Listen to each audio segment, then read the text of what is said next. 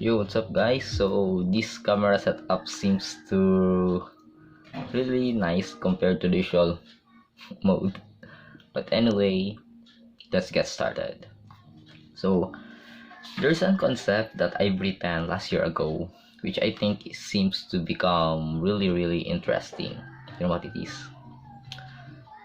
So first, let me just tell you, or let me just share to you its concept.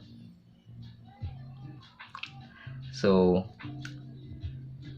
I'll read this one. Remember, you are not your own mistake. Very simple, right? And it might seem to be not profound, but think about it this way. You are not your own mistake.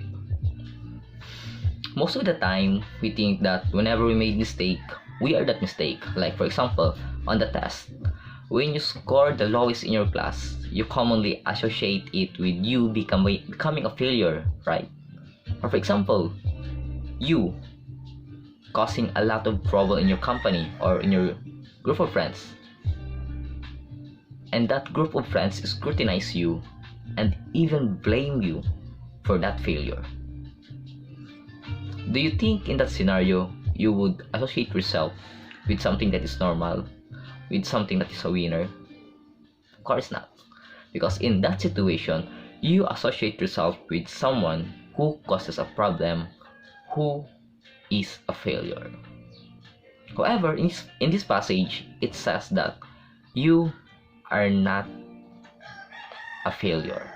You are not your own mistake. Right? However, just because you are not your own mistake doesn't mean that you are not accountable for it. In the second passage, it says that admit your error, but do not cry over them. Instead, have a courage to learn and move forward. Think about your mistake as just like a scenario, as just like an event, or should I say a stepping stone, so that you may learn, and may that learnings be indeed used by you, utilized by you, so that you can further unleash your full potential. Right? Mistake happens so that you can step, and through that step, may you indeed reach that higher goal of yours. Another concept. It's interesting because majority of the people, when they have a problems, like for example family problems, like for example depression, for example being loaded by tasks, most of the time they turn away from that problem and instead seek comfort through the substances, drugs, smoking, or any other vices.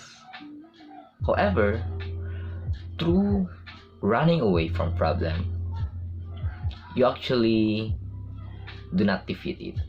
You actually do not solve it, but instead, you make that problem bigger and chase you. Remember, problems will always chase you. No matter where you go, no matter where you hide, it will always find you. Surely, problem truly comes, like for example, loss of loved ones, and that problem truly becomes truly heavy. Like, it's so hard in the feelings, right? However, as you slowly accept it, as you slowly look at it, as you slowly treat it as the way it is, and you focus yourself in the present moment, that feeling that the problem is constantly overwhelming you actually do not feel that much, like as if you're thinking of problem as like a mountain, but in reality it's just a mud hill. Concept: problem becomes smaller as you face it, because as you face it, your brain will slowly adapt, and your brain will slowly think, wait, how can I solve this? little by little. Like 200 years ago, people would not think that a person would land to the moon, right? They think such thing is a whimsical idea and thus it cannot be made. However, through constant questioning, through constant confronting that issue, that problem, the human brain works wonder through finding ways on how can you make that impossible a reality.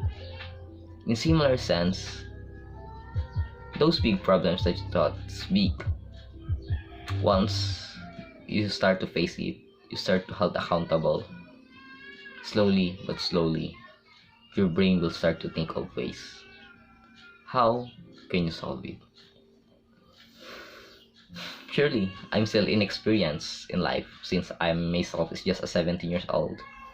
But think of it as seeing the perspective of a young teenager instead of seeing the perspective of the modern society where there's an old man growling about life, not thinking too much, just having fun, and 20 years from now, their life would be miserable.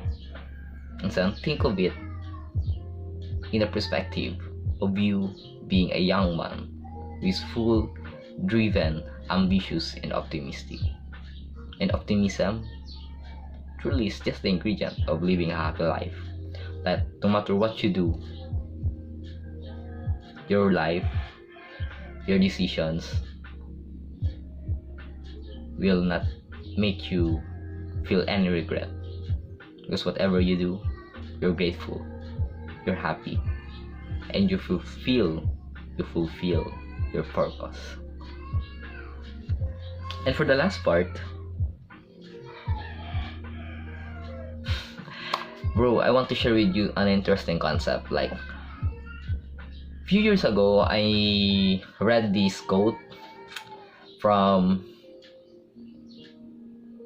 I don't know it, but let me just share to you. But his name is Kuya Junjun, or in English you call it Brother Junjun. So back in those days, he shared a quote like, whenever you fail, change the plan, like your strategy, but you must never change the goal. And I think it held some essence of truth with it. Like, if everything in life is happy, think about it. Everything that you want, expensive cars, luxurious lifestyle, if that thing is very easy to achieve, do you think that everyone should already have it? But no. Compared to the 100% of the population, only just 2%, 5% can really have that lifestyle. What's the problem of this? Who knows?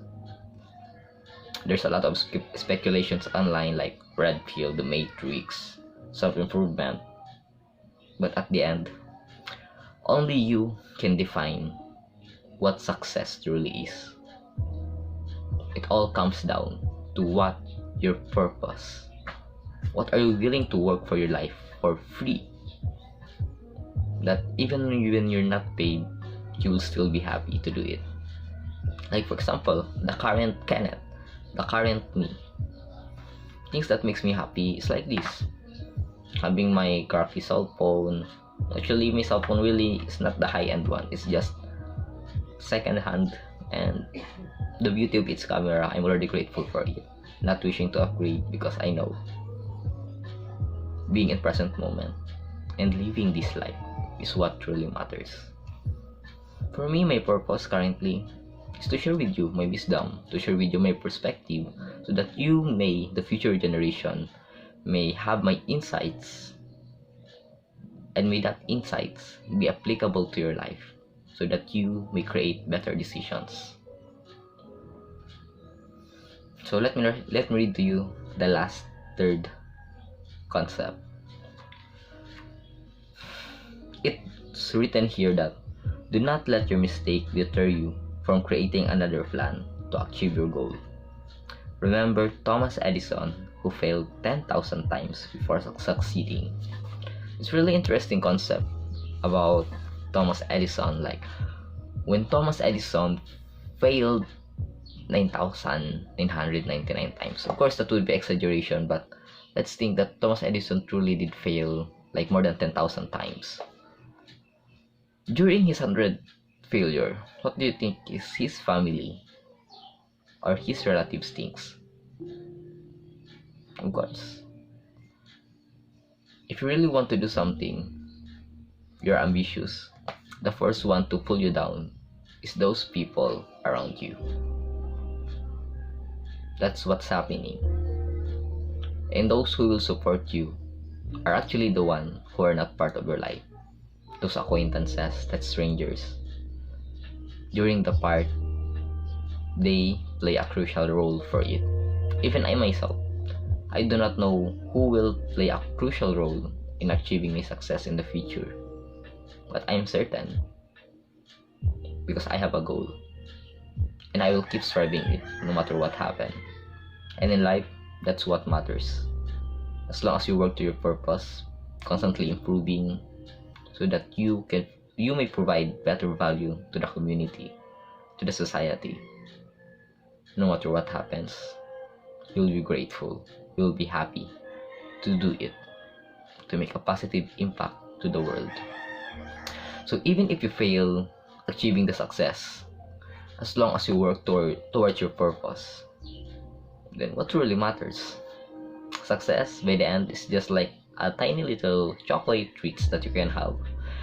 But at the end, what matters is the work that you put in, the value that you've given to your society. It's all come down to your purpose. So what's your purpose, bro? Do your best for your future self. Wow.